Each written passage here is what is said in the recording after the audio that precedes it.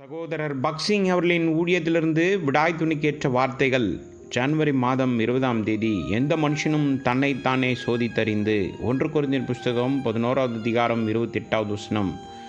கர்த்தருடைய நாளில் நாம் கர்த்தருடைய மேஜையை சுற்றி அமர்ந்திருக்கிறோம். நினைவில் கொள்ளுங்கள், இது கர்த்தருடைய பந்தி, வேறு எந்த மனிதனின் மேஜையும் அல்ல. கர்த்தராகிய இயேசு கிறிஸ்து தாமே உங்களை பங்கு கொள்ள அழைக்கிறார். அவருடைய விலையேறப்பட்ட இரத்தத்தால் கொல்லப்பட்ட அனைவரும் இந்த மேஜையில் இலவசமாக அணுகலாம்.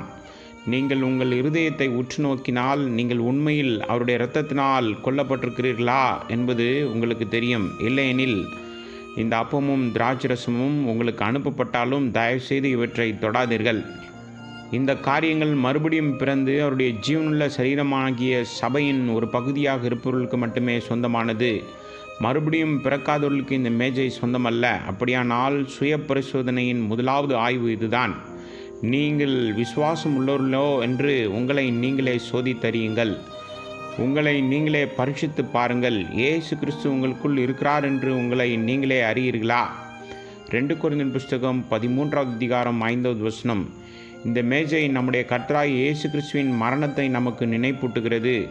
மேலும் இந்த மரணத்தில் சிலுவையில் நிகழ்த்தப்பட்ட வலிமையான மற்றும் நித்திய வெற்றியையும் நமக்கு நினைப்பூட்டுகிறது. நாம் ஒவ்வொருவரும் வெற்றியையும் ஜெயத்தையும் கொண்ட வாழ்க்கையை பெற வேண்டும் என்று நம் தேவன் விரும்புகிறார். மேலும் இந்த அபரிதமான வாழ்க்கையை அனுபவிக்க அவர் தனது பிற்கப்பட்ட சரீரத்தின் மூலம் ஒவ்வொரு ஏற்பாட்டையும் செய்துள்ளார். மேலும் இரத்தமும் சிந்தியுள்ளார். நாம் அப்பத்திலும் மற்றும் இரசத்திலும் பங்கு பெறும்போது நாம் அவரால் ஜீவிக்கின்றோம். இதில் பங்கு கொள்வதற்கு முன் நாம் பரிசுத்தமாக இருக்க வேண்டும் என்பதையும் நினைவுபடுத்துகின்றோம். நாம் பல வருடங்களாக பங்கு பெற்றிருக்கலாம். ஆனாலும் கூட ஒவ்வொரு சந்தர்ப்பத்திலும் நம்மை நாமே பரிசோதித்து கொள்ள வேண்டும். நாம் அசுத்தமாக இருக்காமல் இருக்கவும் தகுதியில்லாமல் பங்கேற்காமல் இருக்கவும்.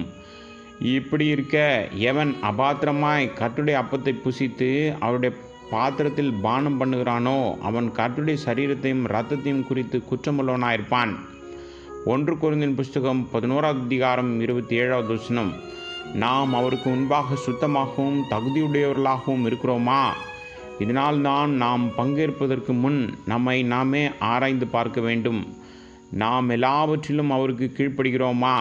நமக்கும் சக விசுவாசிகளுக்கும் இடையே ஏதாவது பிரச்சனை இருக்கிறதா? பொறாமையோ பெருமையோ உண்டா? கருத்து வேறுபாடு அல்லது ஒற்றுமையின்மை இருக்கிறதா?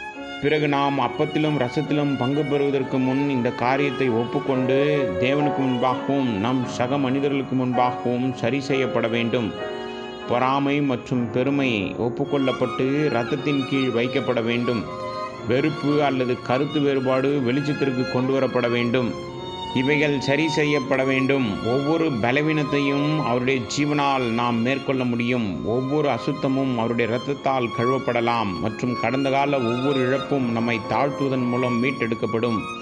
அவருடைய மரணத்தை நாம் நினைவு கூறும்போது நாமும் பாவத்திற்கு மரித்தவர்கள் என்பதை நினைவு கூறுகின்றோம்.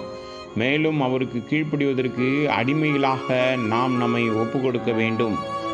ரோமருக்கு நிருபம் 6வது அதிகாரம் 16வது வசனத்திலிருந்து 19வது வசனம் வரை.